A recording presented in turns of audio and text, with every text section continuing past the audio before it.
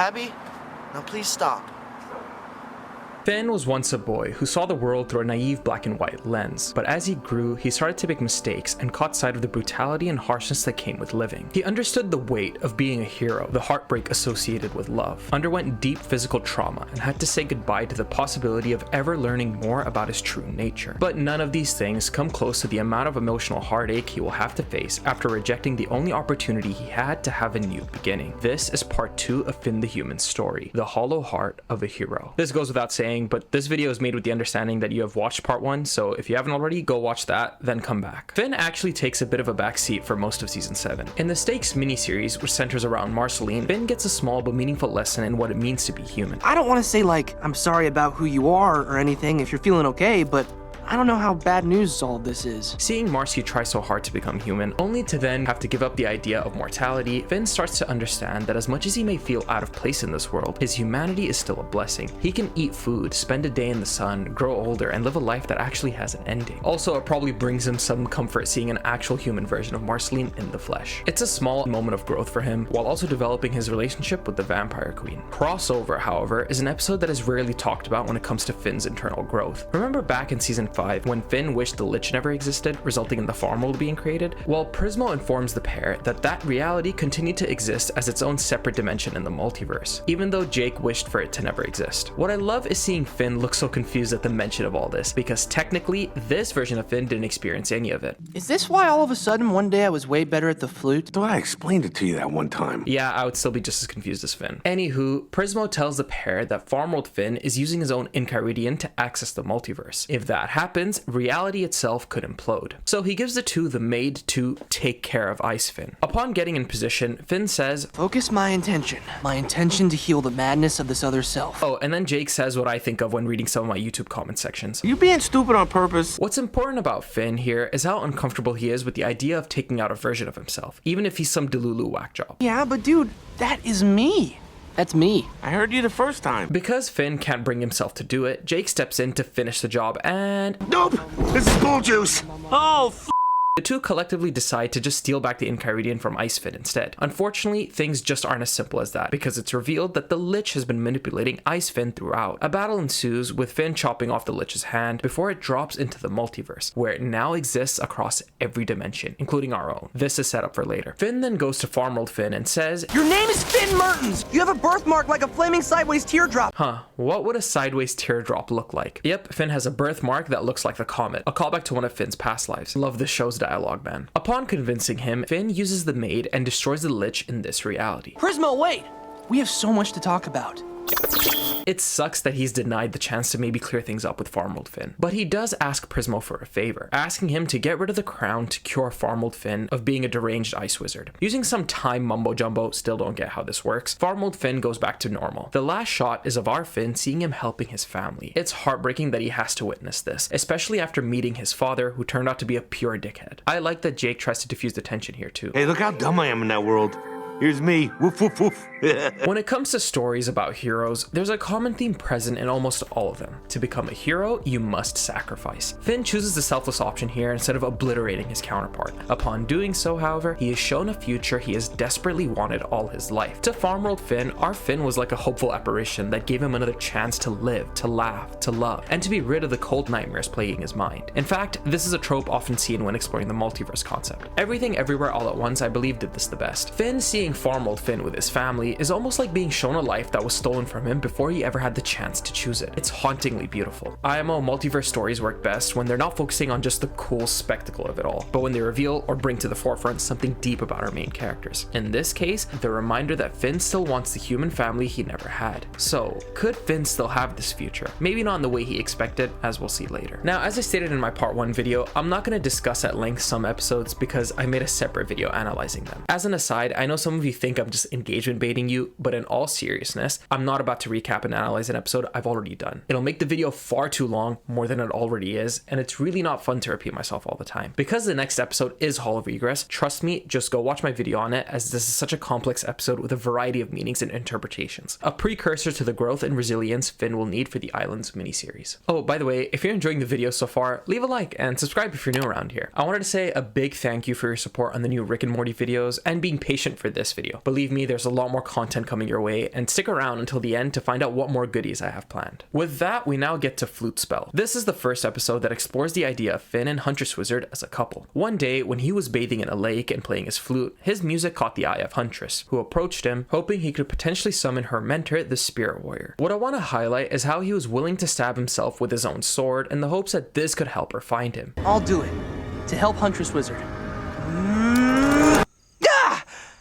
How long was I out? 7 long, harrowing seconds. I missed him a lot today. Finn then gains immunity to electricity, allowing him to retrieve a boar's tusk and transform it into a new flute. Jake, being the best wingman there is, tells them to play together in harmony, and lo and behold, Spirit Warrior arrives. What he says here really doesn't matter in the context of Finn's story, so if you want to know more about that, just go watch my Huntress character breakdown. Finn here confesses his feelings to Huntress, stating that he was playing his flute spell for her. Instead of pulling a bubblegum though, Huntress kisses Finn and says she was playing her flute spell for him too. Then comes the really stupid part, but it's a moment that is extremely in character for both of them. She essentially states that she doesn't want a relationship because she's afraid of being vulnerable and losing herself. Now, Finn might not feel the exact same way, but he's 100% terrified. For one, he's had his heart broken multiple times now. Once when he was rejected, and another time when he made a huge mistake, sending him down a path where he essentially lost himself. Is he ready to take that risk again? To open his heart up to someone who, in a matter of moments, could tear it to shreds?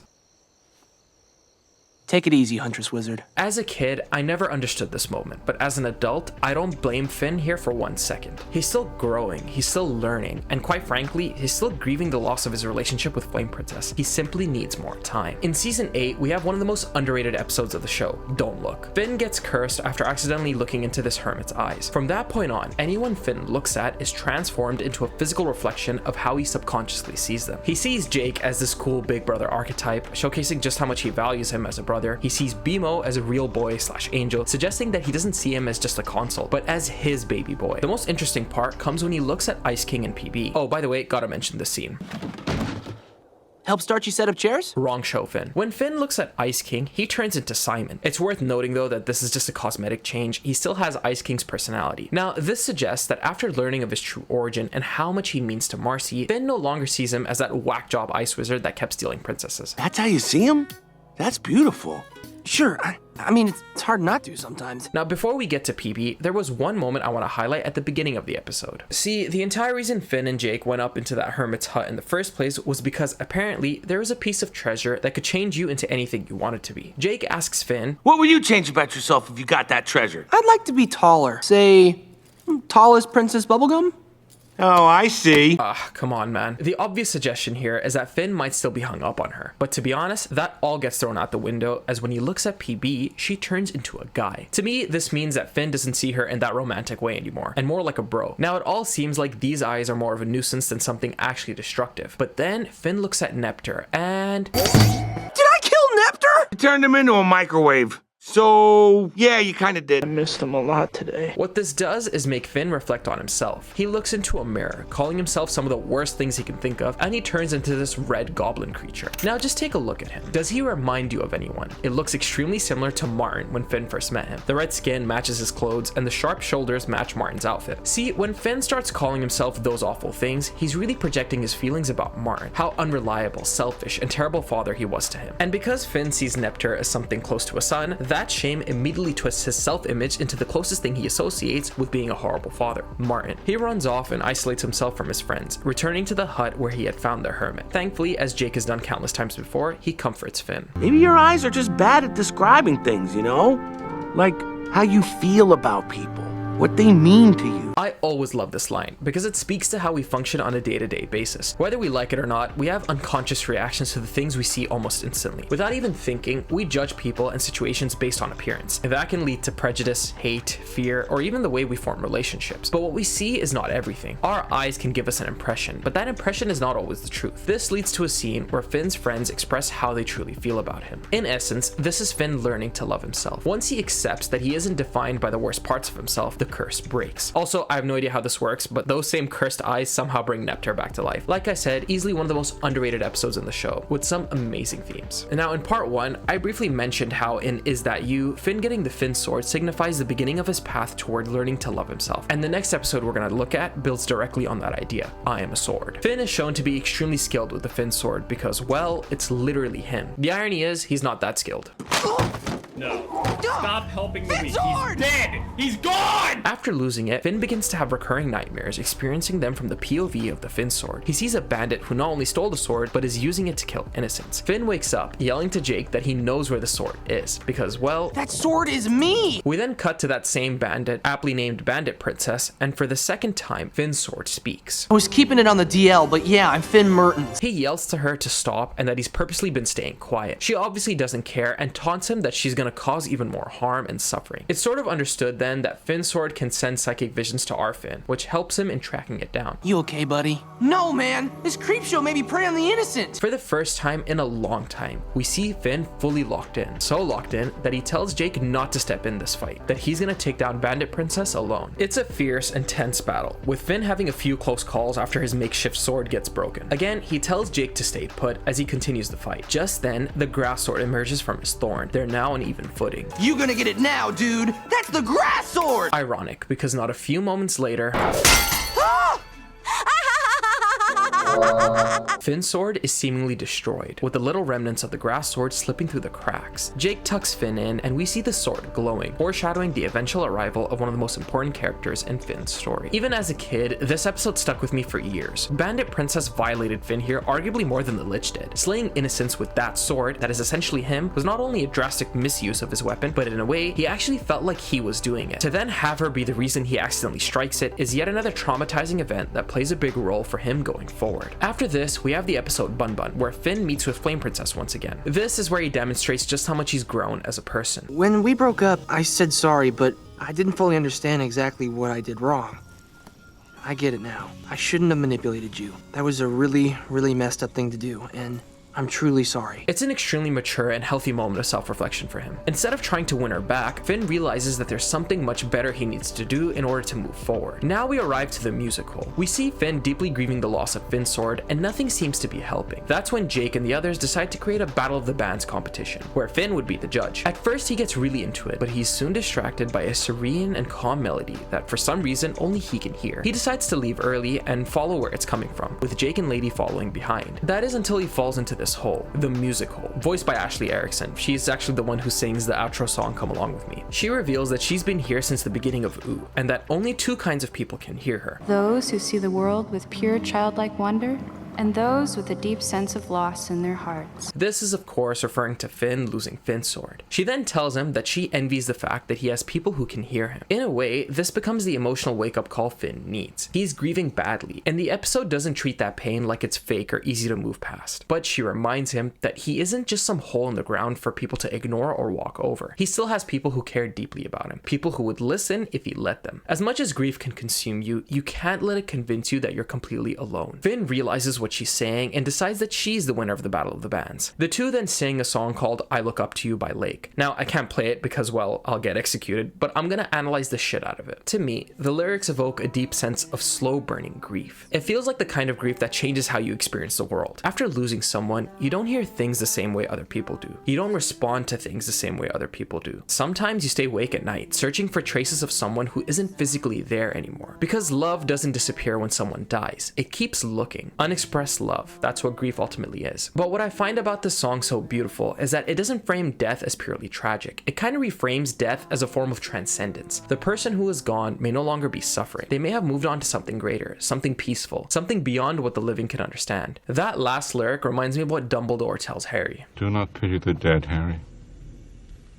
Pity the living. Because in a way, the pain of death belongs most heavily to the people left behind. The dead may be free, but the living are the ones who have to carry that absence. Memories drift in and out of my mind, and the little people get left behind. So when the song asks why we still look up to those who are gone, I think the answer is because grief and love are inseparable. We look up to them because we miss them, because we still need them, and because some part of us hopes they can hear us from wherever they are. And thankfully for Finn, we see the Finn sword nodding his head rhythmically rhythmically to the song, he can still hear him. And although Finn might not realize it, his singing, his expression of love, reaches the one he thought he lost. This moment reminds Finn that even though he feels like he lost a part of himself, he's still here, and there are still people who care enough to hear him. Grief will change the way he sees the world, but it doesn't have to become the only thing he sees. This is easily one of the most powerful moments of the show, and one of, if not my favorite scene of the entire show. We do see Finn still use the sword, not only for its practical purpose, but probably as a way to keep him close. Now we get to the two-parter Preboot and Reboot, a precursor to the Islands miniseries. One day, while Finn and Jake go exploring with Susan, they come across a high-tech spaceship, and Tiffany of all people. He then gives them a tour inside, but Susan starts acting strange.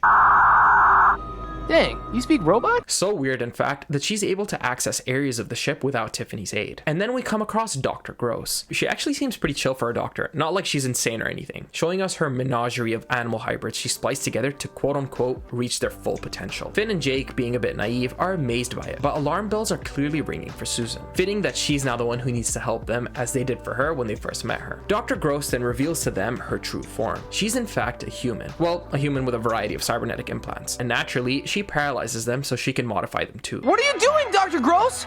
They used to ask me that all the time back at the island. Huge foreshadowing for that arc. She even briefly mentions that humans are still alive somewhere. Now, Susan here acts like she's paralyzed too, when in truth, she isn't. Dr. Gross then takes off her hat, and just then, she freezes. XJ77. Wait!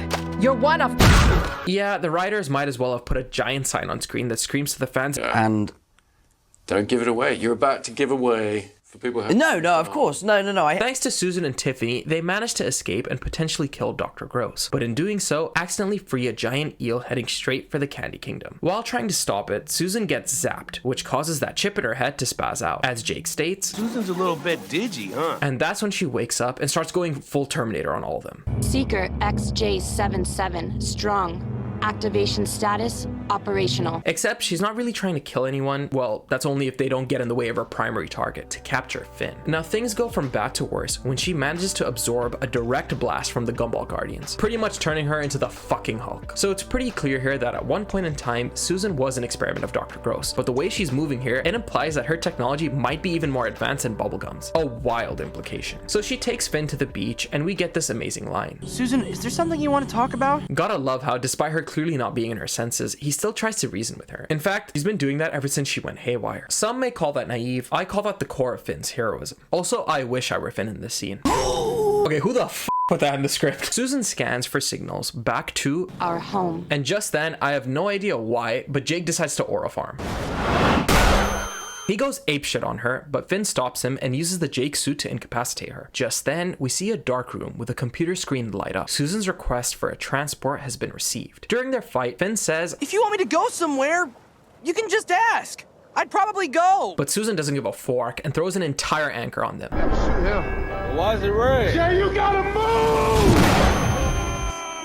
Jake's out for the count, and Finn is left with no options. Like, literally nothing. PB proved to be no help, and it's a shame no one called Marceline for backup. That would have been a sick fight, but judging from this line she says later when seeing Susan, "Hey, good morning," she'd probably be hella distracted. In a last-ditch effort, he swings his Finn sword on her implant, which actually turns her back to normal. And disaster averted, right? Well, you see, as a last resort, the grass sword emerges and begins to squeeze Susan violently. Finn manages to put a stop to it, and as the weeds retract, something catches his attention: the Finn sword. It latches on, taking Finn's arm completely off once more, and what emerges is something no one could have seen coming: Fern the human. In Two Swords, Finn is given a new robotic arm by PB, the same thing she once did for his past life Shoko, showcasing yet again the unspoken depth of their bond. It is here that Finn recounts to PB the events of what happened after seeing that grass humanoid show up. See, this guy starts to resemble Finn and actually believes he is Finn. Now, I won't get too deep into Fern's story here because I have a full video dedicated to him. Go check it out here if you haven't already. Finn at first seems to think that he's some evil demon doppelganger, but PB simply states to him, "He's not even from a different timeline. Finn, he's just you." She's not wrong, because later we actually get to see the POV of Finn inside the sword when the grass sword accidentally struck it. This area and shot are actually important for when we get to the episode 3 buckets. The point is, despite the grass demon eventually taking over that Finn, the core of him is still Finn, at least at this point. Our Finn, after realizing what Fern is, doesn't argue or try to fight him this time. Instead, he starts treating him like himself, even giving him a Finn cake. This is where I believe Finn starts to see Fern as a second chance. After accidentally striking the Finn sword, Finn now has an opportunity opportunity to make up for that mistake by caring for this new version of himself. In Do No Harm, Finn rushes back to the hospital after finally remembering that Susan was also extremely injured after the whole reboot situation. It is here that Dr. Princess quits and hands her duties to Finn. After helping a few people, he looks at himself in the mirror and thinks, Dr. Finn, this feels pretty right. yeah, Finn, you have no idea how right it really is. By the end, Grass Finn dons the name Fern, and Susan wakes up, which brings us to the Islands miniseries.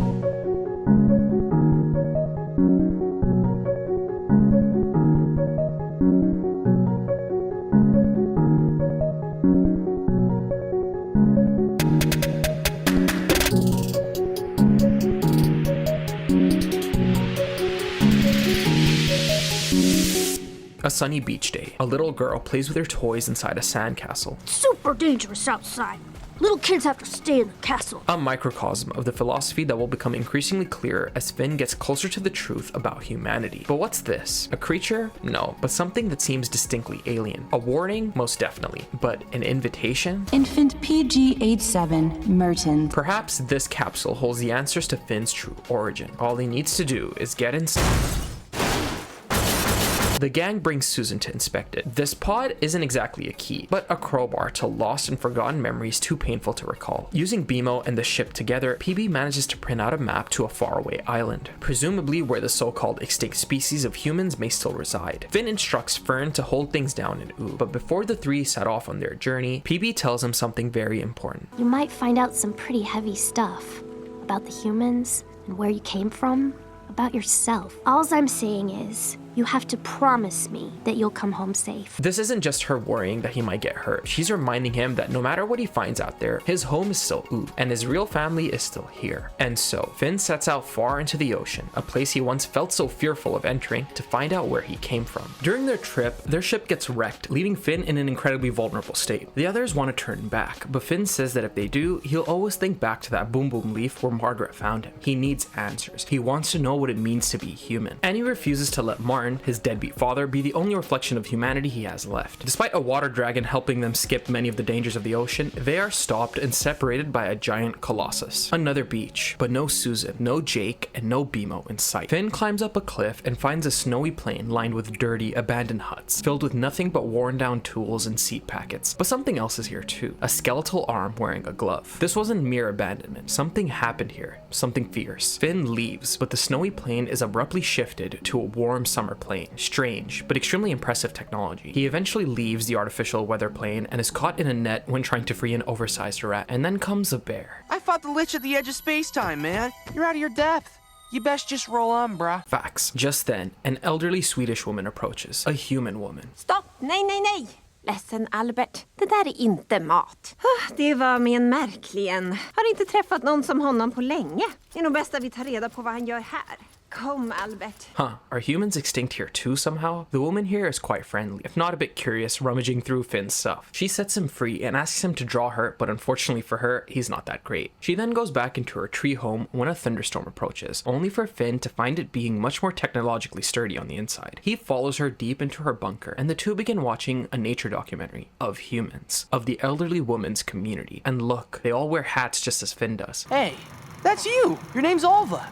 Hi, Alva. But as nature would have it, paradise doesn't last. Each of them is killed, either by blistering storms or by oversized, modified creatures, likely caused by the one mad scientist we saw earlier, Dr. Gross. I believe a character analysis is in order for her. Finn solemnly accepts that this might just be the only answer he's gonna get to the fate of his race. Alva, however, assists him in finding Jake, and thankfully, he had just washed up ashore. He asks her if she's seen Bima or Susan, but she shakes her head no. Oh, stuff, man. That's the slow shake.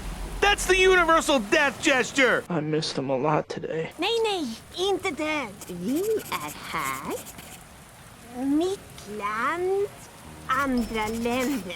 And so, Finn and Jake head out to explore the other islands. Unlike the previous island, it seems as though the inhabitants of this one are solely reliant on technology, akin to the movie WALL-E. People don't live in the real world, instead choosing to spend their lives in a virtual reality sim world, while these cute robots feed them, stretch them, and essentially pamper them. Despite Jake destroying it to free the humans, that decision feels like the wrong one. See, they aren't really humans anymore. They're almost lifeless husks. Bimo, because of how much he grew attached to the VR world, fixes it and restores the quote-unquote natural order. At first, he chooses to stay, but because he loves Finn and Jake so much, he obviously can't go through with it. I really like the contrast between Alva's way of living and these humans. It shows Finn two ways of surviving the end of the world. Alva lives completely alone, but still connected to reality. She remembers people and tries to preserve what little is left of human life, but it's extremely lonely. These humans, on the other hand, survived by escaping reality altogether. They're technically alive, but they're giving up on actually living. They just exist inside a fantasy because the end of the world came multiple times. Already though, Finn's trip to the islands hasn't exactly brought him much hope. He's visited a barren island where there's a sole survivor, then a world where machines essentially control everything. But there's still more to explore, like Founder's Island for example, where Susan begins to slowly uncover repressed memories. This is where she dumps a major lore reveal on Finn out of nowhere. I'm taking you back to your mom.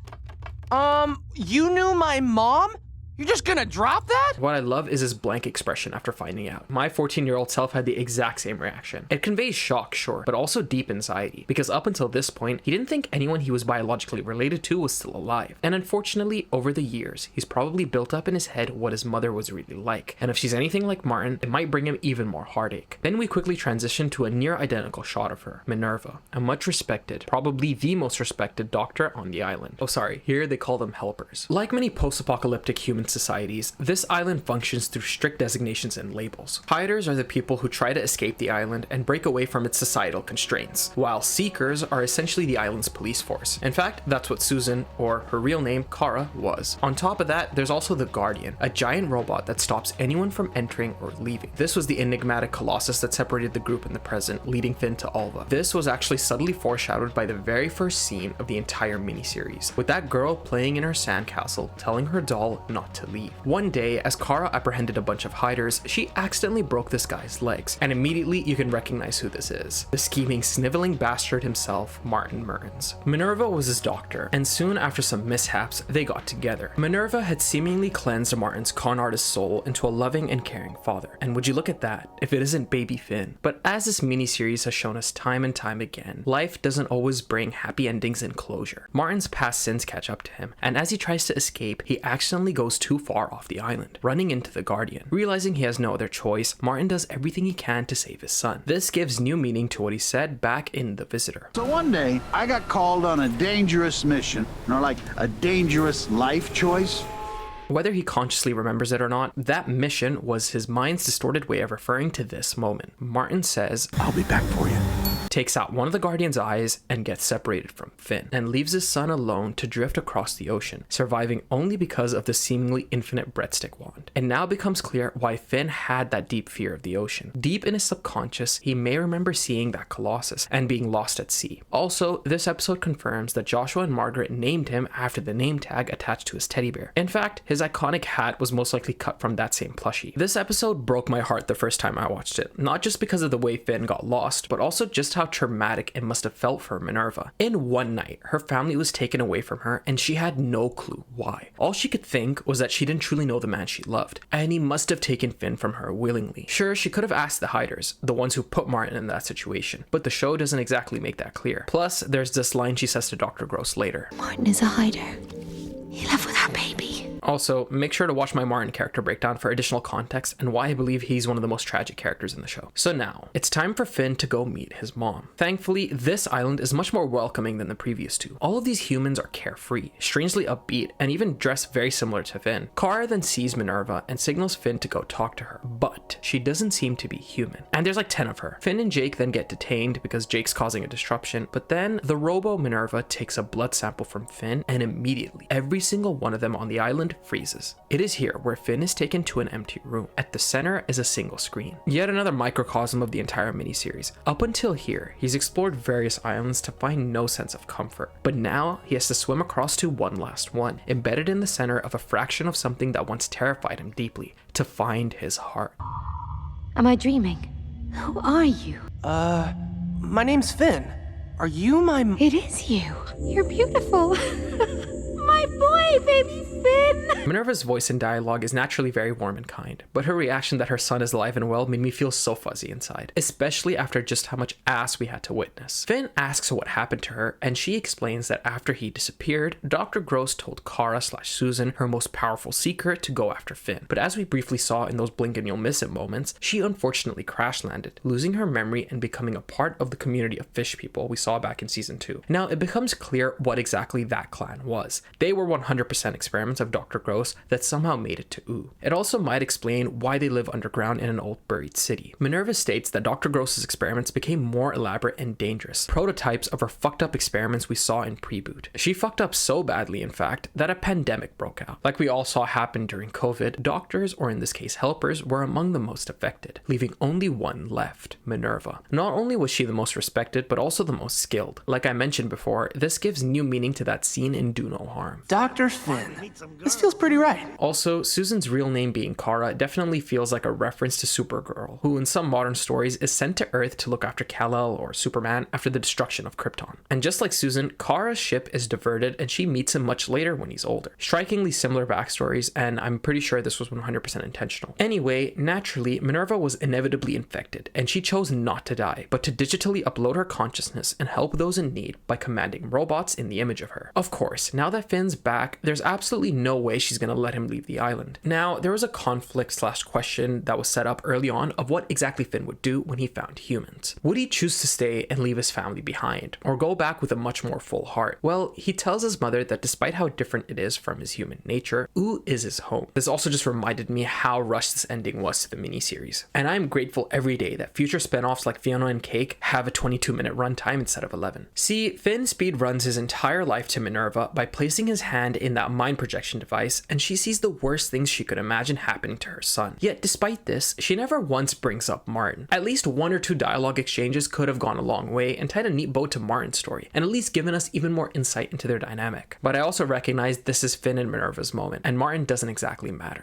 Except for the fact that he took off Finn's arm. It is here where Minerva's hypocrisy begins to show. It's not your responsibility to fight monsters all the time. Well, it wasn't exactly your responsibility to digitally upload your consciousness and live forever to help people. Yes, she's a doctor, but at that stage, she was dying, yet she still made a big sacrifice for the sake of the human race. Classic parents trying to force their kids to not make the same choices they did. Finn then tries to convince all the humans to leave the islands to explore a world beyond what they know, and surprisingly, they actually start listening to him. Minerva panics and deploys a shield all over the island that would upload everyone's consciousness into a computer like she did herself. Finn confronts her, and a nice parallel is that to save everyone from this kind of fate, he says that he'll stay with her forever, only if she promises to stop controlling people. One of the many moments that showcases his heroism. And then we get one of the best moments of the entire miniseries. I'm helping people.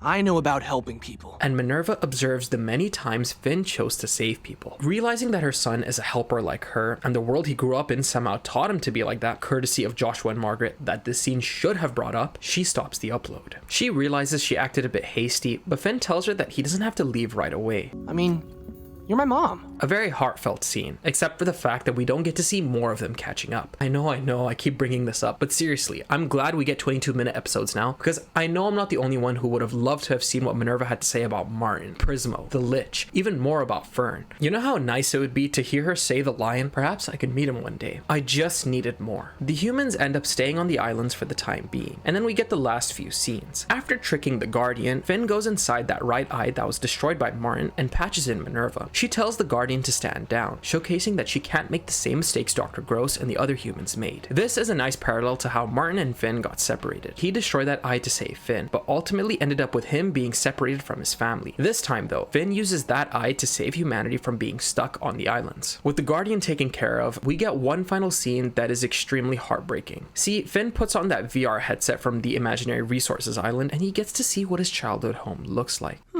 Homie. It was. It might be virtual reality, but at least Finn gets to actually hug his mother. He then asks her, Is this really you? Once you uploaded your brain and stuff? Like, are you still the same person? I don't know for sure, but I feel like it's me.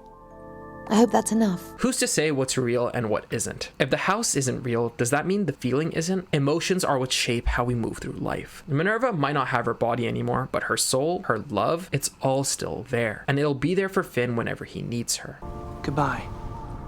Finn, when he first came to the island, was a bit naive, but nonetheless hopeful about finding out where he came from. And although neither he nor Minerva know that Martin was actually trying to save him, to Finn, this is enough. Because now he can rest easy knowing he didn't just come from a two-timing conman. He also came from a loving mother who often chose others over herself. Of course, Joshua and Margaret shaped Finn into the hero we know, but Minerva shows him that his instinct to help didn't come from nowhere either. Finn is a helper. He always has been. And now he knows that part of him has roots deeper than he ever realized. The entire Islands miniseries is very reminiscent of the Odyssey, intentionally so, as most heroes' journey stories are. Like Odysseus, Finn travels across a series of strange islands, encountering different societies and obstacles while searching for home. But there's a clear distinction. Odysseus is trying to return to the family and homeland he already knows, whereas Finn is searching for a family and homeland he has never known. And when he does finally find it, he realizes that his birthplace is not necessarily his home. Finn's Odyssey is therefore less about returning to where he came from to reclaim his identity and family, and more about discovering enough about his past to better understand himself. By searching for where he came from, Finn is able to fill in the missing fragments of his being. The miniseries had some great world building, some incredibly heartbreaking scenes, but felt slightly rushed in its ending. Let me know what you all thought of the miniseries down below. Oh, and I just realized it gives new meaning to that one moment in season 1. I keep finding baby shoes! Season 9 opens up with the episode Orb, a dream sequence episode. Finn dreams about flying high in the clouds, where we can see what I think is supposed to be Minerva's face, then the Finn sword, and Jake. 3 of the things he values most at this current stage in time. In addition to this, there are scenes that showcase the land of Wu covered in the 4 elements of the show. This foreshadows the next miniseries we'll get into. Briefly, when he meets PB in the dream, the grass underneath him tries to grab onto it, likely foreshadowing his conflict with Fern. PB's teeth then fall out, which is a common dream many people have. This signifies the major transition Finn is going through in his daily life, having gained a bit of closure of his past. This might also foreshadow Uncle Gumball getting his baby teeth from BMO later. Oh, also, I noticed that we can briefly see this sword in the background. This is actually Finn's final sword of the series. Anyway, we learned that this entire nightmare scenario was created by a character named Nightmare Princess, all because she wanted some bananas from them. After giving her some, she gives the trio a nightmare potion. This will play a big role in the finale. Now, just as the dream signified, we come back to the land of Wu, only this time everything has changed for Finn, not just emotionally, but physically. They find that everything has been turned to candy, including the people. Jake doesn't believe they actually came back to Wu, thinking they might have gone through a wormhole or something. I have to mention how he makes fun of the multiverse concept before it was cool. We've obviously stumbled into another alternate dimension where everyone's a different version of themselves.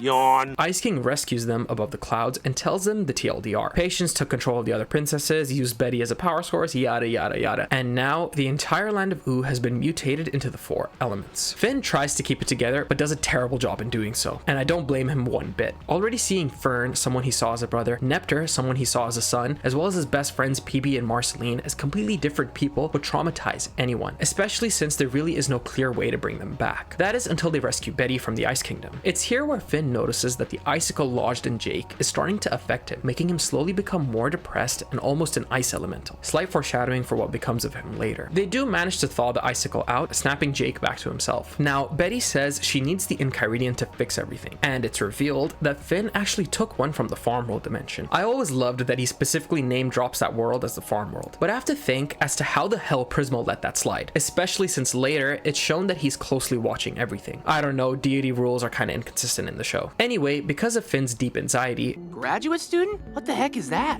You graduated, but you're still a student? Doesn't make any sense. Jake gives Finn a bit of haircut therapy to distract him. Finn opens up to him, stating that he thinks the reason Wu got so destroyed was because of his selfish want to find humans. But he also says, did I secretly want that to happen? Like, deep down inside, was I afraid Fern would be better than me? It's pretty clear he had some intrusive thoughts when Finn first came to be, but after realizing that he's just him, those thoughts got buried deep within. This speaks to how under intense stress, sometimes bad thoughts naturally boil up to the surface because of the insane amount of pressure. Ironically, since Fern is Finn too, he definitely has those thoughts too. The key difference is that Finn wasn't possessed by some demonic entity that validated those thoughts. Jake then tells him that he's extremely worried too, and that he's been trying to distract Finn from everything going on. He also admits that he's been thinking they might be dead, and that a part of him is low-key hoping it's true, because if he thinks about it for too long, then chances are Lady and his kids have been turned into elemental zombies too. Finn then ends up giving him the same kind of haircut therapy. What I love is this extremely simple shot of them lying on the cloud looking up at the beautiful sky. For a brief moment, these two are happy just being alone together, forgetting that underneath them there's nothing but chaos. I also have to mention this exchange. Whatever happens in the future, I know what we should do. What? Open a barbershop. Maybe when I'm 35.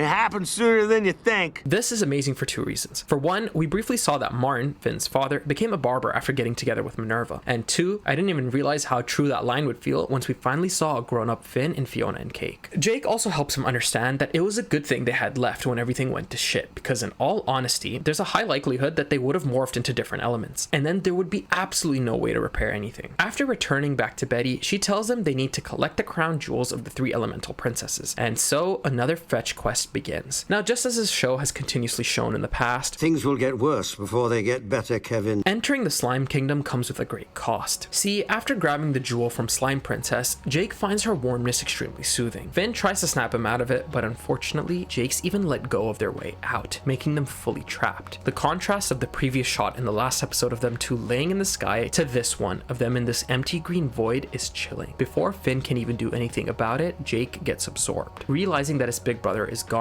the only one who could always bring him down to earth and help him through anything, Finn gives in to the slime. That is until LSP saves him because she's surprisingly immune. Despite her being a self-centered bastard, she convinces Finn not to lose hope, and they continue on to collect the last two gems. In the Fire Kingdom, Finn finds that Flame Princess is turned into a rageful dragon. See, the more time you spend in this kingdom, the more angry and vengeful you become. After a myriad of failed attempts to reach FP, she swallows her jewel, and Finn finally gives in to his anger, transforming him into a fire elemental. LSP tries to bring him out of it, reminding him of his hero heart, but of course, nothing works. That is until she tries one final thing. She places a piece of bubblegum from PB on his face, trying to send him to his happy place. Upon smelling it, we're transported to the inside of his mind to see a fiery memory of PB giving him a piece of her hair back in the season 2 episode To Cut a Woman's Hair. Then we're shown the moment where she transformed into that lich monster, and then to 13-year-old PB back in Too Young when she said, I wish I could stay like this. There's a reason all of these memories are coated in fire. Since he's in his rageful fire elemental form, the first thing he'd think of after smelling bubblegum would be the traumatic memories associated with her. The parts of his relationship with her he'd rather forget, the ones that caused him the most pain. That's why in the next scene, we see his human hands extinguishing it, only to see that scene of them hanging out as good friends in the pajama war. This showcases again just how much he values her now than he ever did before. An extremely powerful scene with amazing visual storytelling. It is this that finally brings him back. He steals her jewel, but unfortunately, PB now begins to infect the entire land with candy, which causes Flame Princess to throw up her jewel. Finally, Finn brings them back to Betty, who obviously betrays him. I've been betrayed.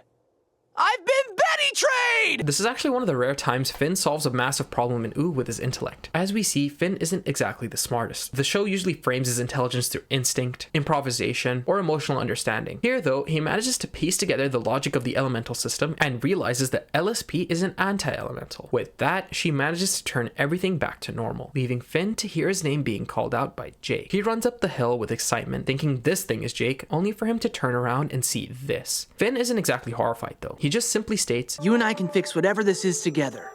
Whenever. But then he says that after Jake got absorbed, he was extremely terrified. You're my best brother. What we saw was a small peek at how Finn would truly react if Jake was ever taken away from him, something that will play a huge role later in his story. But that time isn't yet, as the two embrace each other after an emotionally heavy 2 long arcs. In the follow-up to this, Abstract, what I want to mention is how Finn doesn't exactly pressure Jake in figuring out what his new form is. He does tell him that they should try to deal with it because he keeps getting new powers and is scaring the shit out of BMO. But all he really says is, same old Jake. If you say so. Another reason why I love their relationship so much. He knows that this is something Jake needs to figure out on his own, and by the end, he does. Go check out my Jake character breakdown if you haven't already, by the way. We now get to Whispers. It is here where we see just how much Finn has matured and developed. Fern berates himself for not being able to protect Ooh before the whole elemental fiasco, but Finn tells him that being a hero isn't always about winning. You have to learn from your mistakes. You gotta learn how to be Fern. An extremely powerful line and a small glimpse of how good of a teacher he would be to someone in the future. Speaking of that someone, Sweet Pea comes running in and wailing, only for him to tell the pair that a monster has been whispering things to him at night. I wonder who it is. That night, Finn discovers the lich hand over Sweet Pea, the one that he cut off in Crossover. He states that he's gonna convince Sweet Pea to join his side before crawling back to his lair. It is here where Finn puts his trust in Fern once more, telling him to watch over Sweet Pea to make sure a second lich doesn't emerge and start wreaking havoc. Finn manages to corner the lich back at his well of power, but the hand ends up getting the jump on him. Now, there's some monologuing and this before Sweet Pea goes against his true nature and defeats his father with Finn's small sword. Turns out, Fern yet again sold hard. I also want to mention this quick exchange. Yeah, I met my bio dad once too. He wasn't evil incarnate, but he was kind of a crummy dude. I love seeing Finn pass on his wisdom and experience to Sweet Pea, showcasing that he's overcome a lot of his trauma surrounding his dad, especially after exploring the islands. Unfortunately, although the Lich might be defeated, Finn's final battle of the whole series emerges. Fern realizes that he's always going to be in the shadow of the real Finn, and discovers he can shapeshift into him, leading us to the episode 3 Buckets. Now, unlike most classic clone stories, where the clone tries to replace the original by convincing everyone they're the real one, it's revealed he actually went to Finn first and showed him what he can do. Finn, being the naive and loving guy he is, embraces it and even instructs Fern to play a prank on Beemo and Jake. It's actually a really nice subversion. He also thinks Fern can shapeshift into anyone. Is he far too trusting? Sure. But as far as he's concerned, if Fern is still him, why would he think he'd still be planning something nefarious? Instead of cleaning out the chicken coop with this red bucket, the first sight of a bucket in the episode, Fern suggests the two go alone to explore some ancient ruins he found. On the way, the two play quartz parchment shears and keep drawing. 1, 2, 3, shoot! Rock. Oh my. 1, 2, 3, shoot! Scissors. That is until Finn miraculously wins one, causing Fern to get extremely frustrated. After arriving inside, Finn says something rather wholesome to Fern. Hey, I just want to say that it's really cool that you're into this stuff.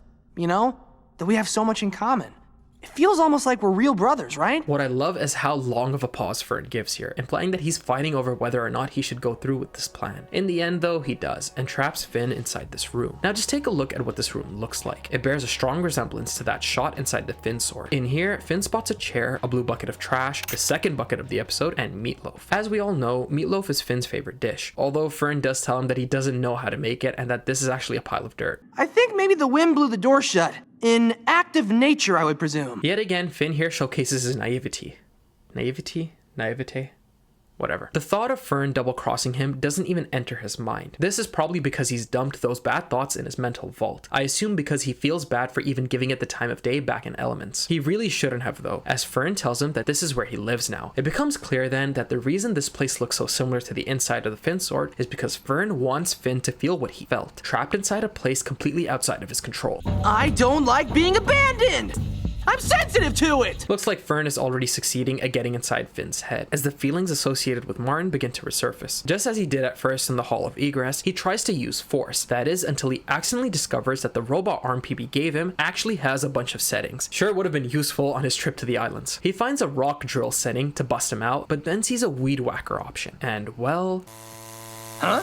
You dogged up! The fight is intense, with Finn realizing just how far gone Fern is. You can tell Finn is completely on the defensive, not trying to do any lethal damage, while Fern is using the infamous overpowered grass sword against him. Finn holds his own for a while, until he's eventually pinned down, and even then, he still tries to reason with Fern, showcasing how far he's come from that little boy who would slay anything evil no matter what. This scene also shows that Finn was ready to accept death rather than kill Fern, but then... Today doesn't have to have this kind of...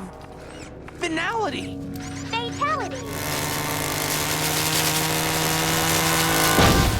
And just like that, Fern is killed. Finn returns home stunned, unable to say anything to Beemo and Jake while they comfort him. This is a direct parallel to what happened before with Finn's sword. For the second time, Finn accidentally destroys another part of himself through brutal means. He's killed various monsters before, but now he has to face the emotional consequences of killing someone he didn't mean to, and someone he considered close to him. After all, he considered Fern a reflection of himself. He considered Fern a part of his family. Fern was his brother. The final shot shows Uncle Gumball, the final antagonist of the show, picking up Fern's remains in the third and final bucket of the episode, revealing that he will return. Now, for years, I always wondered and never bothered to look at the deeper meaning of the episode's name, 3 Buckets. I know it's riffing off the episode named 2 Swords, but I never analyzed it more. That is until now. Like I've been mentioning, the episode shows us 3 buckets. The red bucket for the chicken coop, the blue trash bucket inside the ancient ruins, and the yellow bucket Gumball uses to collect Fern's remains. At its simplest, buckets are containers, and they're used to carry things. In this episode, everyone is trying to contain something. Fern is trying to contain his resentment toward Finn. You could say that Finn is trying to contain his guilt and confusion over what Fern even means to him, which is why he's shown to be so naive, and by the end, Fern himself is reduced to something that has to be carried away in a bucket. The colors of each bucket are also significant, the 3 primary colors, the building blocks of every other color. This fits because the episode strips Finn and Fern down to their most basic emotions. Red feels like the anger and tension bubbling underneath Fern, blue fits the sadness, isolation, and the feelings of being discarded, like Fern was inside the Finn sword, and also with Finn being reminded of his abandonment. Yellow Yellow is the strangest one because it's usually a bright, hopeful color, but here it's used to carry what's left of Fern. To me, this could symbolize a warning, like a caution sign, because what he does next completely rocks Finn. The premiere of the final season brings us the Wild Hunt. After what he did to Fern, Finn is experiencing major PTSD, unable to slay anything because it reminds him of what he did. As he tries to track down this monster sent by Uncle G, he's greeted by Huntress Wizard, because naturally she's gonna hunt down anything destroying the wildlife. It is here where she tries to ease Finn's mind, telling him that it seemed like Finn was heading down a dark path anyways, and that there really wasn't anything he could have done. This is true, because we as the audience know that the reason Fern became so corrupted by the end was because the emissary from beyond, that grass demon, eventually completely took a hold of him. The two eventually track the monster down, but Finn still can't finish the job, giving Huntress the brilliant idea of deliberately putting herself in harm's way. Finn tricks his brain into seeing Huntress as Fern, and that's what finally allows him to take the thing out. What I love is the scene that follows. That's why I very smartly pretended to throw myself in harm's way.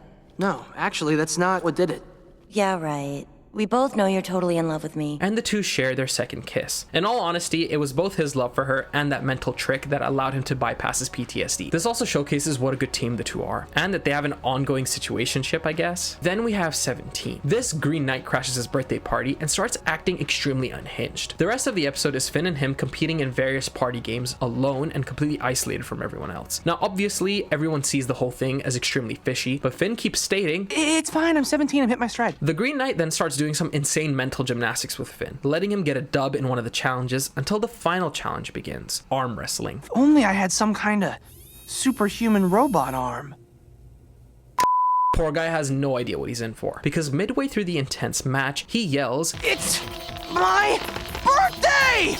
It's my birthday too. And he gets his ass tossed. It's one of the rare moments in the series where Finn is completely outsmarted and bested. It doesn't help that everyone uncomfortably sings him happy birthday at the end. Also, the freak Ice King is dressed as Flame Princess, like the guy hadn't already gone through enough. I like to think that the birthday song becomes a subtle reminder to Finn that he brought about Fern's existence through the Finn sword and everything that came after. Now, I've gone in depth on the episode The First Investigation in my Jake video, so I won't be giving a play-by-play. I'll quickly mention that Finn gets his final sword, the Night Sword, shortly before this. Secondly, this episode is more of a time travel mystery adventure showcasing ghosts haunting Finn and Jake's parents' old office. Joshua and Margaret investigations. When Kim Kil-won comes to them to go investigate, Finn and Jake instantly think it's ghost versions of their parents and decide to get dressed up. Finn wants to have one final moment to tell his adoptive parents how much he loves them. And after finding his biological mom, he probably feels an even deeper need to show Joshua and Margaret his appreciation for raising him into someone so much like her. I also love that for him, dressing up means just putting on a tie over his usual outfit. He also briefly mentions that he saw a ghost once at that office when he was a baby. Now, while all the crazy nonsense goes down, Finn figures out that the ghosts are actually time distortions, revealing that the ghost he saw as a baby was him. The two eventually find who's causing all this, Clock Bear. Remember, one of Dr. Gross's experiments. Seeing that his clock is broken, Finn unwinds it and all distortions are absorbed. In those final moments though, he places down some tape that spells I love you, with Joshua reading it in the past. Now of course Joshua doesn't realize it's Finn, but that doesn't matter. For Finn, it's enough. After this, however, Jake leaves with his original alien biodad, leaving behind a note to Finn. Okay then. This brings us to Temple of Mars. Now, I actually haven't mentioned Finn's relationship with Jermaine because, to be honest, they don't exactly have a very strong one. But this episode showcases that they do care for each other quite a bit, with Jermaine reaching out to Finn because he had a nightmare where Jake was trapped in space. The only other thing to note for Finn is this line he says to Betty. You slopped up! Then what he sees inside the mine maze. Upon entering this void with a bunch of frogs, Finn spots one of them that looks like Fern, who creepily whispers, "Remember!"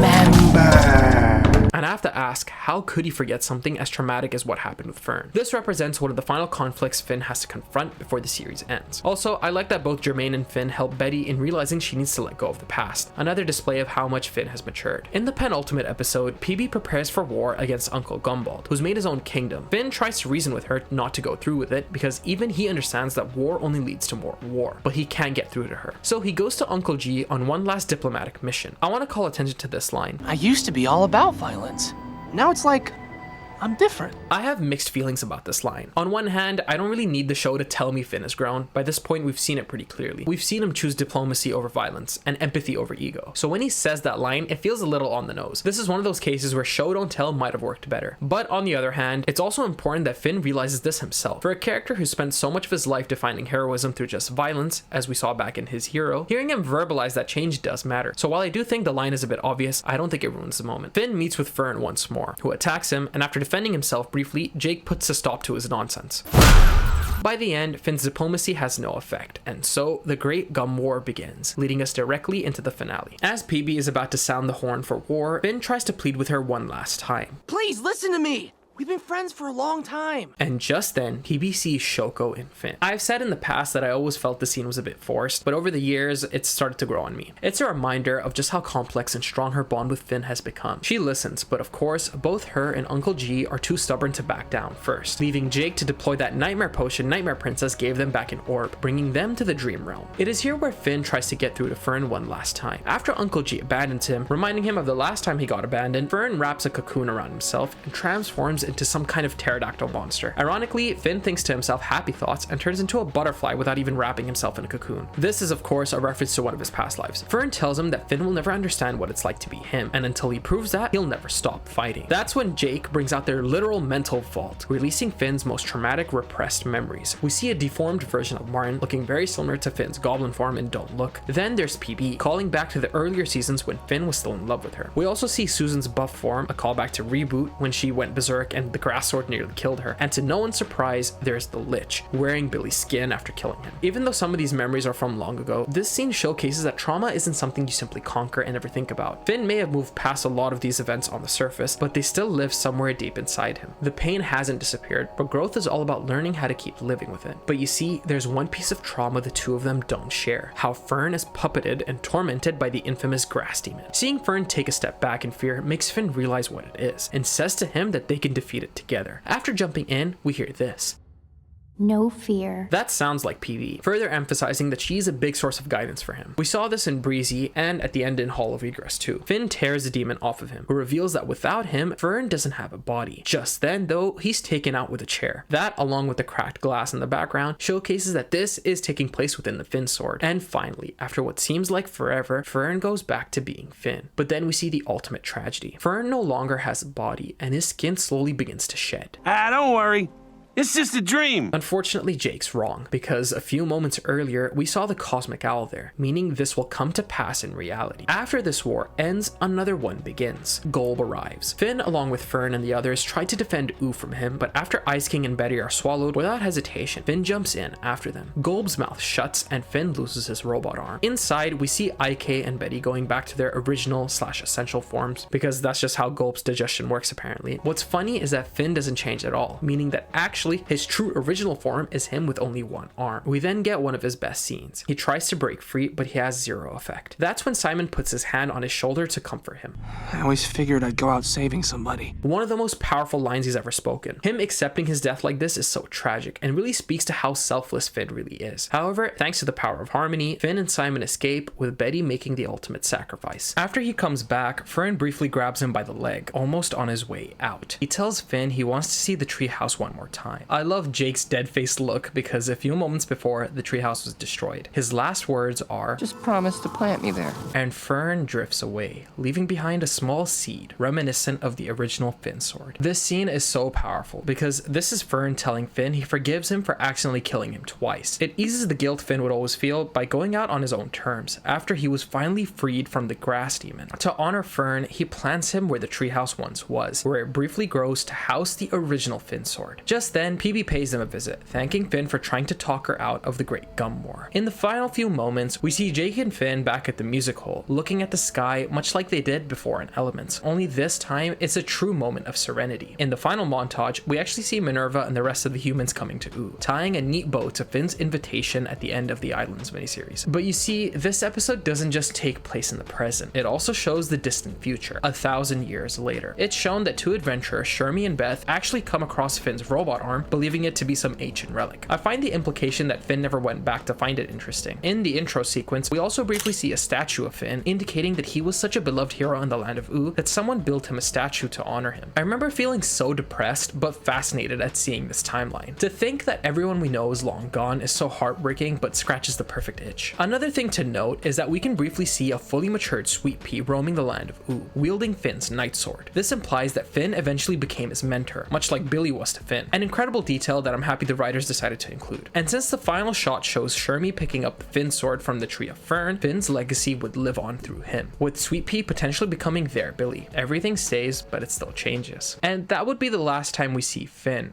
right? Well, no, because the writers decided to make Fionna and Cake a sequel / spin-off to the original show. Now, I know Together Again technically came before this, but for the purposes of this story, I'm going to be discussing his role in Fionna and Cake first. This takes place a few years after the Come Along With Me finale, with Finn now a full adult. Not only does he have a majestic beard, paying off various future versions of him that also have this, but also that he has a new robot arm. It's also implied that he started taking out Jake's kids, as well as his grandkid Bronwyn, as seen in Obsidian, out on adventures. But wait a second, where's Jake? See, it's implied Jake died off screen somehow, only a few years after the Come Along With Me finale, and to this day, it has never been confirmed how or why, but that doesn't really matter right now. Finn chilling with his nephews is his way of being close to Jake after he dies. It's sweet, but also very tragic. Now, because Simon is going through a bit of an existential crisis, Finn takes him on an adventure where he blindfolds the both of them. I love this because he says to Simon, "Trust in fate!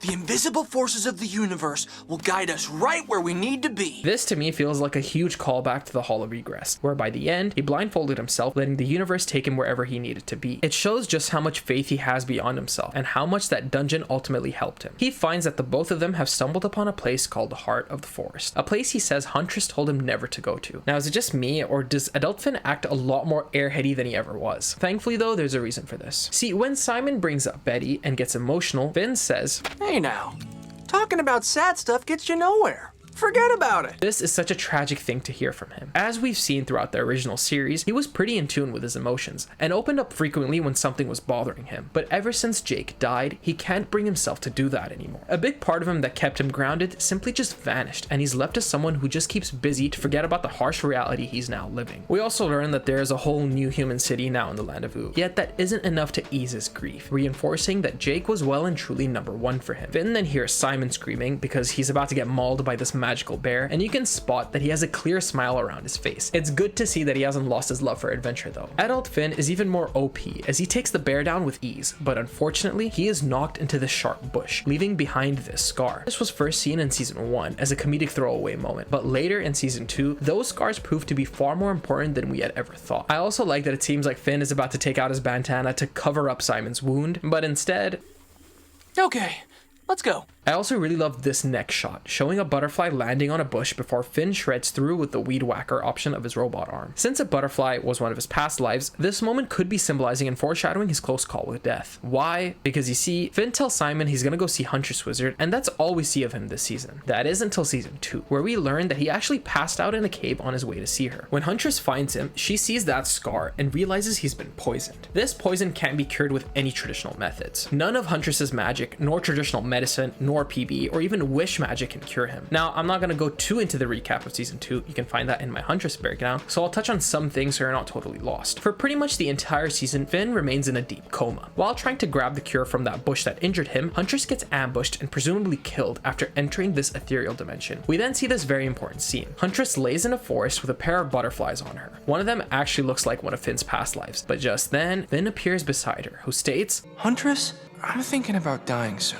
You're gonna forget all about me. Never. Never.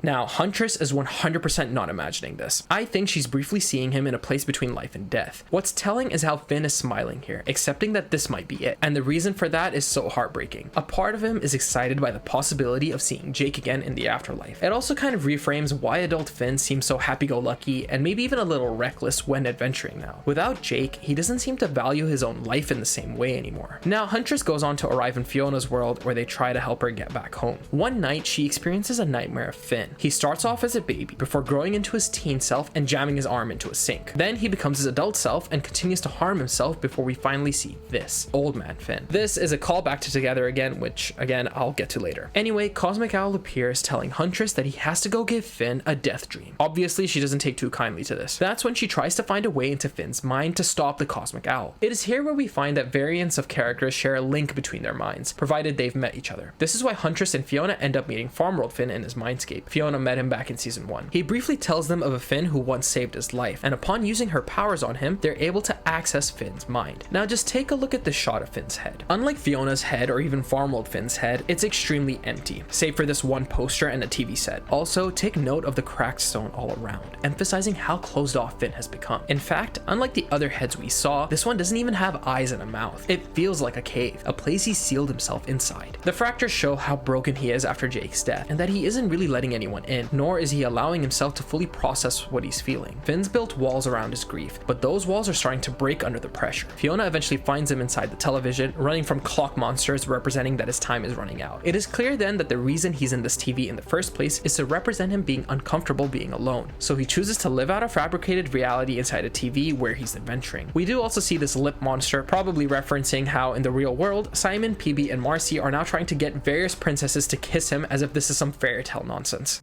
That was practice!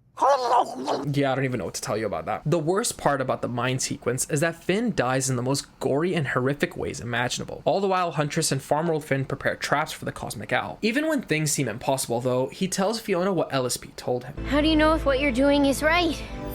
I listen to my hero heart and trust the universe to lead me. Now, I know he's in a coma, and the reason he keeps dying is because of the seemingly incurable poison, but I'd also like to think that Finn is purposely barely trying to survive. After all, it's not just his body that's withering away, it's also his mind. Just look at how careless he is in every encounter. Huntress eventually kills the Cosmic Owl, buying herself some time to find a cure for him. It is here where Finn goes to Farmworld Finn and asks him, "So what's your story?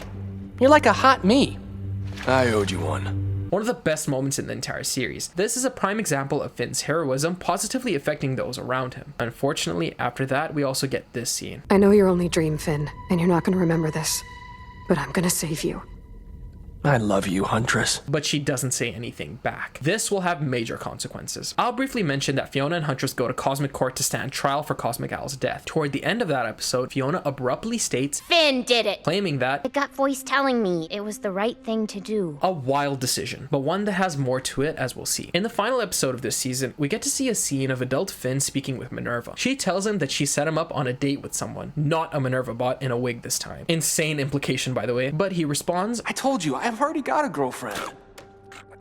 Kinda. That little pause showcases a lot of doubt. He tries to tell his mom about how wonderful Huntress is, but that she's just a bit hard to reach sometimes. Coupling this with the fact that Huntress didn't tell Finn she loved him in that last episode, and how bad his mental health is currently, you can imagine just how shit he feels internally. Now in the present, Fionna ends up in that ethereal dimension, which we now know is called the Undergrowth. And there she meets, holy shit, he's back. Yep, Fern's consciousness somehow reformed here after he died. We also learn about these things called pain balls, which manifest whenever someone in the multiverse experiences pain they can't fully process. That's where the karmic worm comes in, the Cosmic Owl's brother. He consumes that pain, plants it on these trees, and once they are ripe or a little lighter, they float back up, allowing that person to finally deal with it. Now Fern shows Fionna Finn's tree, made up of painful memories he hasn't fully processed yet. We see the first time his arm got torn off, and then we see this. Finn and Huntress are playing BMO together, and he asks her, you know, you could beat me at video games more often if we lived together. Ooh. I'll unpack this shortly. Then she sees a massive pain ball, and she looks into it only for a moment. You don't want to see that one. Trust me. To be honest, neither do I. Finn's a sad fruit medley, but the balls won't float up. He's not ready to deal with those feelings. This tree is pretty much a physical manifestation of his vault. What Fern says here is that Finn has a lot of repressed pain deep within him, and all he does is keep busy rather than deal with them. Again, reinforcing why his head looks so hollow. I don't blame him, to be honest. There's only so much pain one can take, but I do know that you're not supposed to bottle them up and let it fester. Time heals all wounds, yes, but that's only if you allow yourself to. The tragic truth is that Finn isn't. Real quick, I wanted to mention this pink stuff. Karmic Worm notes that this is his shit. Back in the episode The Vault, Finn notes that one of his past lives was also a pink turd.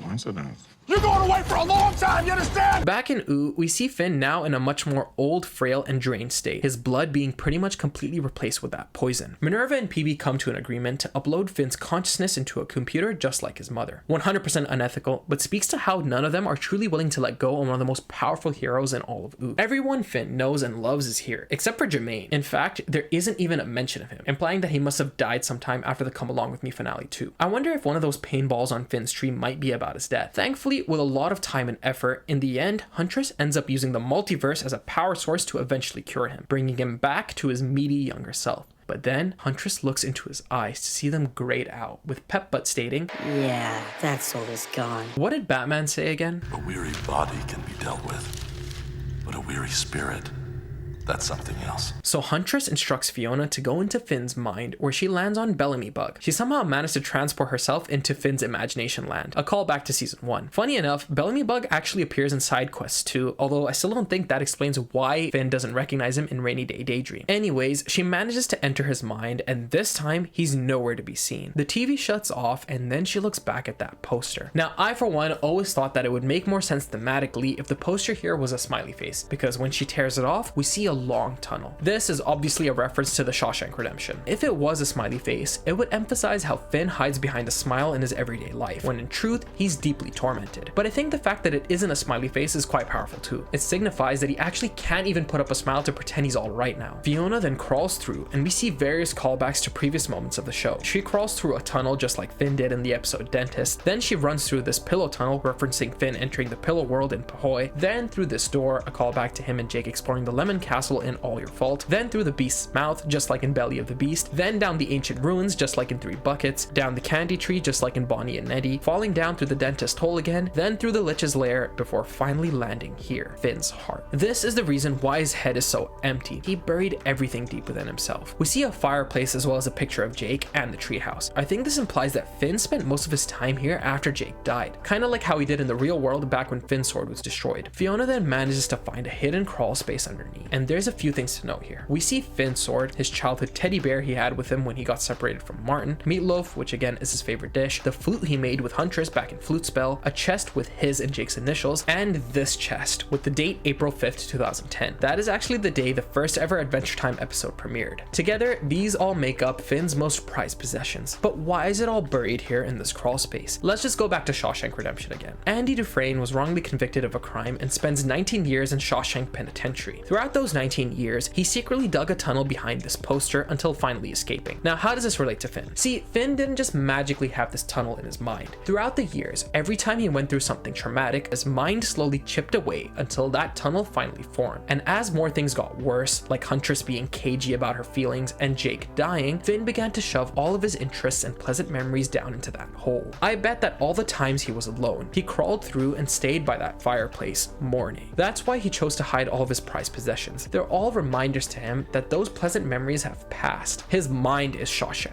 Andy escaped for freedom and hope. But Finn? I think when he told Huntress he loved her and she didn't say it back, he crawled out of that TV and down here, trying to find an escape from the sad reality he's living. I relate to this moment so much because I've had many moments in my life where because of something traumatic or heartbreaking that occurred, I can no longer accept or appreciate the positive moments during that time. Whether it's a song, a memory, or even a gift. For me, they feel tainted and it's very difficult to separate the negative from the positive, especially even when they're completely unrelated. It's why I've always struggled with cliche sayings like, don't be sad that it ended, be happy that it happened. Well, in Finn's case, if it all leads to here, where he's in the worst place mentally, and he feels as though the love of his life doesn't feel the same way, how could he look at that flute the same way? How could he look at Finn's sword the same way when he knew that he was being puppeted by a demon only to just fade away in the end? How could he look back at memories with his best friend with happiness if he's gone now? Again, this is the show illustrating what grief can do to someone. Fiona ends up finding Finn in this chest and she realizes you were the cut voice. That makes that moment back in Cosmic Core all the more tragic. Finn wanted punishment, anything other than to live with the pain and grief he's experiencing. There's a lot of people waiting for you up there.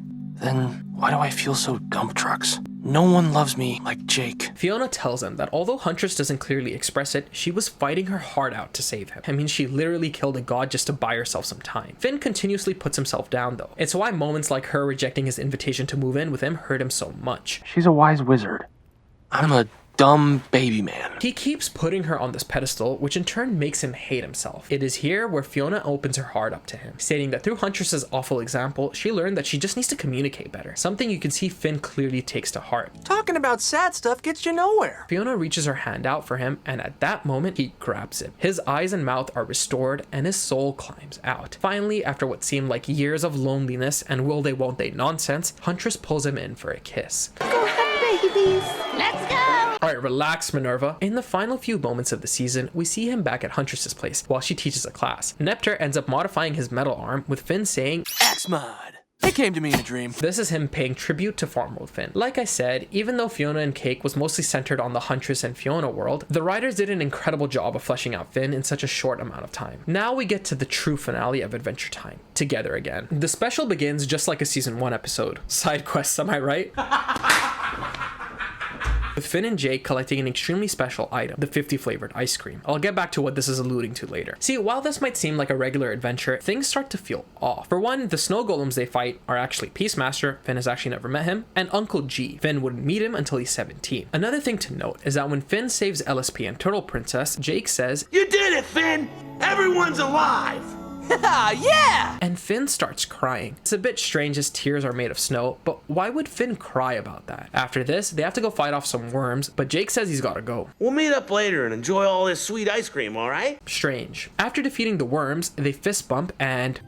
Ouch!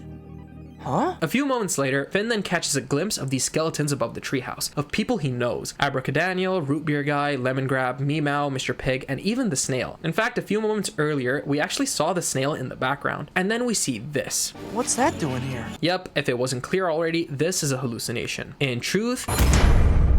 Jeremy Shada did an amazing job with his screams, really emphasizing just how traumatic Jake's death was to Finn. And so we get to see old man Finn, resembling how he looked when he was about to die in Fionna and Cake. See, it turns out some hallucination bug of the dead world latched onto him, creating this fabricated reality. This is why he was crying when Jake said everyone's alive, implying that at this point in time, many of his friends have all long gone. Now, upon realizing he's dead, he actually switches up and runs in cheerfully, because finally he gets to see Jake again. We learn that in the afterlife, there are 50 dead worlds, with 50 being the highest. Now Finn tries to do this, New regime, which is a callback to the episode James Baxter the Horse. Finn, when we wake up in the 9th dead world, promise me you'll listen for this sound. Just that there's a lot of dead people there, we might get separated. But Mr. Fox tells him that Jake isn't here. He's actually in the 50th dead world. And that's what the 50 flavored ice cream was representing. When Jake says they'll meet up later to eat it, he's telling Finn that they'll eventually see each other in the 50th dead world. Unfortunately though, there's 2 problems with this. 1, Finn wants to find Jake so they can reincarnate together, and 2, Finn was assigned to the 37th. This is where we get to see all of Finn's past lives again, because in the dead world, you are able to take on any form you've previously had. Of course, he chooses classic Finn because it's recognizable. This is where we get introduced to New Death, Old Death's son, who's a massive dick, wanting to destroy the afterlife altogether. We also get to see Tiffany back as one of the Undertakers. Eventually, through some shenanigans, Finn manages to steal one of their harmonic devices that allows him to transport to other dead worlds. Somehow, by the way, Tree Trunks ends up in the 30th dead world. This cheating heathen somehow ends up in one of the prettiest afterlives. Unfortunately, Finn can't manage to find the 50th, but that's when he hears Belly aching never solved a ding-dang thing. I love that Joshua still manages to make fun of his son for being a whiny baby. It's a touching but brief reunion. Margaret then gives Finn a bunch of weapons to defend himself like any good mother would, which includes these paper talismans. This will be important later. He quickly asks them if they know how to get to the 50th, and they respond, "You have to not want to get there." It's Zen or something. Oh, barf. I find it kind of sad that Finn doesn't even bother to meet Jermaine, but from the looks of things, he doesn't mind all that much. After going to the roof to try to not want to get to the 50th, there's a knock at the door, and before they can do anything, this entire dead world explodes, leaving Finn all alone on the shattered roof of his parents' home. Now, this marks as the major turning point in the special, with it seeming like Finn losing everything. Even in death, he can't seem to reunite with Jake. Just as an aside, I always wondered how he was able to survive the explosion. Tiffany might have done some tampering here. And so, just like he's done before, Finn cries his heart out, accepting that he might never get to the 50th. But just then, a portal opens, and what emerges is a majestic Jake. Finn dives onto him, embracing him in a tight hug with tears of joy. We see here that Jake is taking a bit of time adjusting because for a brief moment, he doesn't remember his name, and he doesn't even remember Finn. Right. I'm just messing with you, Fern. I've always loved that. A subtle nod that by the end of the show, Jake ended up seeing Fern for what he truly was, Finn. See, while Jake was meditating or experiencing true Zen, Finn's grief was so intense that he had to come see what it was. Because mentally Jake's moved beyond all desire, he doesn't really care for anything and wants to go back to the 50th. But then, after giving him a piece of gum and seeing Finn get jumped, real Jake returns. Such a satisfying scene. This is when we finally get to see what the 50th dead world actually looks like, and it's just about as serene and calming as you'd expect. This honestly makes I Look Up to You, the song Finn sang with the music hole, even more powerful. Like I said earlier, we often pity the dead, but they've moved beyond our reasoning and understanding. Jake has found peace. The real know pain belongs to the living, and as we saw through Fionna and Cake, we definitely feel that pain with Finn. Anywho, Death ends up destroying the 50th, leaving the pair with not a lot of options. What I want to note is how Finn self-reflects here. He says that all because of his selfishness, the 50th dead world opened, leading Death right to it. He also lost his parents, and I ruined your chance for happiness. What I took from the 50th was that you aren't exactly happy, you're content. That's a key difference. I've always understood that happiness is a fleeting feeling, but contentment is more like peace. I would have been the fool, man, if I'd have stayed all zoned out when there's a butt of injustice to kick. It makes sense why someone like Jake would eventually get to the 50th, but Finn, I'd say he's incapable of doing that, and that's not a bad thing. I'll touch more on this later at the end. Jake reveals they can contact the living world, which obviously pisses Finn off, because why the f didn't he bother calling him? I thought it might have been creepy. Fine, fucking fine, dude. Everybody just needs... Of course, just like in the season 2 episode Death in Bloom, Peppermint Butler bails them out by sending them to another realm where New Death's mother, Life, resides. After she realizes that his son is destroying reincarnation itself, she gives the pair this weapon called the Kiss of Life to take him out. In classic fashion, their time runs out before she can tell them the giant warning that comes with it. Tiffany ends up coming to help them, honestly one of the more underrated side characters in the show, and together they sneak into Death's castle. Of course, Finn chooses to shapeshift into his past life Shoko, while Jake morphs into his past life, her tiger, as a disguise. You gotta love this callback. Funny enough, the last time something like this happened, it was also in the dead world. Get him! Jake! I thought it would be funny! You can't take the child out of a depressed old man. Anyways, they eventually jump New Death, but can't seem to figure out how the new weapon works. We actually briefly see the return of Jake's suit here again. While they discuss trying to kiss the Kiss of Life stick at the same time, Death charges, and Finn at the last moment pulls out that paper talisman Margaret gave him. And then comes the big reveal. New Death reveals he didn't want the job of being in charge of the dead worlds, stating that when he killed his father, he was burdened with all of his responsibilities, meaning that if either one of Finn or Jake ends up killing him, one of them will become the new Death. After they back up, we hear ominous, all too familiar sounds of laughter. I know that voice. As it turns out, one of those lich hands that spread across the multiverse back at Crossover eventually somehow made it to the dead world, and has been possessing New Death the entire time. As he burns off the talisman keeping him still, Finn and Jake realize that one of them needs to kill him right away. Of course, this leads into a huge chaotic civil war. We then get an important exchange. Like you're gonna go around harvesting the souls of cute little bunnies? Old Man Finn was a bunny slayer. You don't got the boing lines! Someone got hit in the boing lines. That makes me wonder that if during his old age, in his sorrow and grief, Finn ended up becoming more violent and reckless as a hero, which is why he ended up in only the 37th dead world. Really goes to show you just how much worse his grief might have gotten. But of course, this is just speculation. This is when we get to see almost all of their previous forms. Shoko again, Jake's blue form. We even briefly see Finn's lumpy form from one of the very first episodes of the entire show. Eventually, Mr. Fox stops them from fighting and snatches the Kiss of Life from them. Just then, Lich Death charges in, and somehow, Mr. Fox ends up pointing the stick the right way toward him, destroying New Death once and for all, and cozy Mr. Depression himself becomes the new Death. Jake manages to stomp the Lich Hand before he can convince Mr. Fox of anything. With that, the many dead worlds are restored, and he asks Finn if he's ready to settle into the 37th. Looking at his brother's face one more time, he's reminded of how he lived his life as Finn.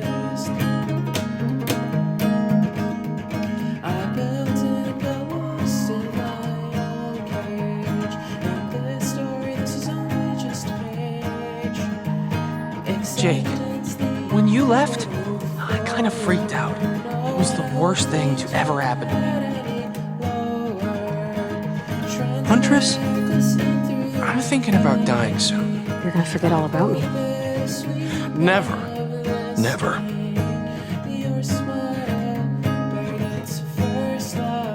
Oh, come on. You still had plenty of other things to live for, right?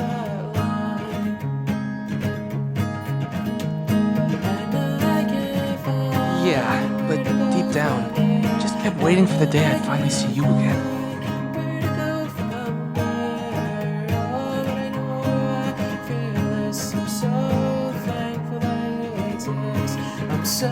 I came pretty close to biting it back there.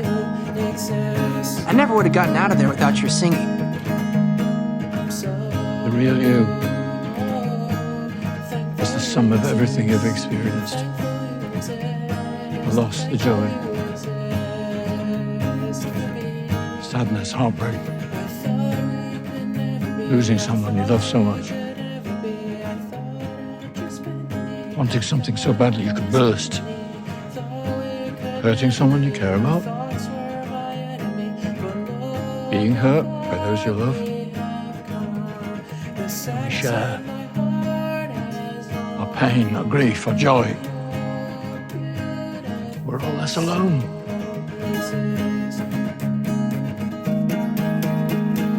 But despite wanting to live another life with his best friend, it seems like this one last adventure where they saved the afterlife and took on their greatest and most tough adversary once more is enough for Finn to ask Fox Death to send him to be reincarnated. Proud of you, bro.